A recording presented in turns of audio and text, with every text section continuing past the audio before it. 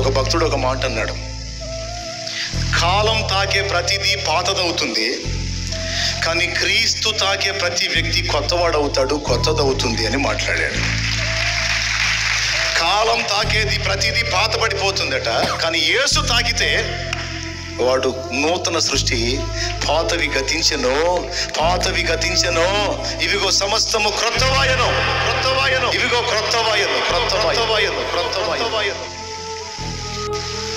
నూతన పరుస్తాడు. ఈరోజు ఇక్కడ కూర్చున్న వాళ్ళు అశేష జనవాహిని అందరికీ ప్రేమతో 2 చేతులు ఎత్తి నమస్కరించి చెప్తున్నాను, శాపాన్ని అనుభవించావు, కన్నీళ్ళే అన్నపానాలుగా బ్రతికావు, ఆళ్ల మాటలు ఏళ్ల మాటలు విని పడాల్సిన బాధలన్నీ పడ్డావు, చేయాల్సిన పాటలు చేయాల్సిన ఫీట్లన్నీ చేశావు. ఈరోజు దేవుడు నీతో మాట్లాడుతున్నాడు, నన్ను నీ జీవితంలోకి ఆహ్వానిస్తావా? నీ బ్రతుకుని దిద్దనిస్తావా?